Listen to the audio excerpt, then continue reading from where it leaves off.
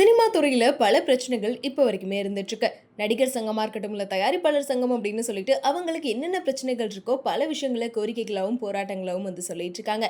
இதை தொடர்ந்து அவங்க இடத்துல இருந்து ஒருத்தர் இப்போ வந்து சிஎம் ஆயிருக்காரு. ஏன்னா விஜய் அவர்கள் எப்போ இந்த சிஎம் அப்படின்ற பதவி ஏத்தாரோ அதுக்கப்புறம் சினிமா துறையை சேர்ந்து நிறைய பேர் அவரை நேர்ல சந்திச்சு பல கோரிக்கைகளையும் வச்சுட்டு வராங்க.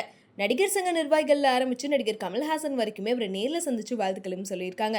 அது மட்டும் இல்லாம அவங்களுக்கு என்னென்ன பிரச்சனைகள் இருக்கு அப்படின்றத பல கோரிக்கைகளையும் அவர்கிட்ட வந்து குடுத்திருக்காங்களாம். இந்த நிலையில் தான் film technology and cinematography act அப்படின்ற துறையோட அமைச்சரா ராஜ்மோகன முதலமைச்சர் விஜய் வந்து நியமிச்சிருக்காரு. ஆனா நடிகர் விஷால் இதுக்கு வந்து இப்ப விமர்சனம் தெரிவிச்சிருக்காரு. விஷால் அவர்கள் பேசின விஷயம் சோஷியல் மீடியால இப்ப ரொம்ப வைரலா போயிட்டு இருக்கு. ஏன்னா சினிமா பத்தி எல்லாமே தெரிஞ்ச விஜய் அவர்கள் அந்த துறையை கவனிக்காம இந்த துறையில அனுபவமே இல்லாத ஒருத்தர் எப்படி ஏன் நியமிச்சீங்க அப்படின்னு சொல்லிட்டு விஷால் கேள்வி எழுப்பியிருக்காரு. முக்கியமா இதை வந்து ராஜ்மோகன் அவமானப்படுத்தணும் அப்படின்றக்காகலாம் சொல்ல என்னோட பர்சனலான ஒரு கருத்து தான். ஏன்னா சினிமால இத்தனை வருஷம் இருந்த விஜய் அவர்கள் தான் அதை கவனிக்கணும் அப்படின்ற மாதிரி வந்து சொல்லியிருக்காரு. இதை தொடர்ந்து இப்ப நிறைய பேர் விஷாலுக்கு கண்டனம் தெரிவிச்சிட்டு இருக்காங்க. ஏன்னா ராஜ்மோகன் இப்பதான் பதவியே எதிர்க்காரு அப்படின்றப்ப அவர் என்ன பண்றாரு அப்படின்றத பார்த்துட்டு இந்த மாதிரி பேசலாம்.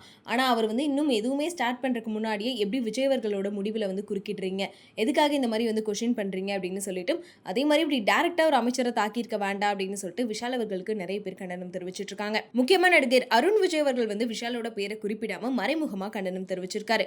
முடிவுகள்ல தயவு செஞ்சு குறுக்கிடாதீங்க. சினிமா துறையில இருந்து வந்தவர் அப்படின்றனால நம்மளோட பிரச்சனை அவருக்கு தெரியும். கண்டிப்பா நமக்கு ஹெல்ப் பண்ணுவாரு.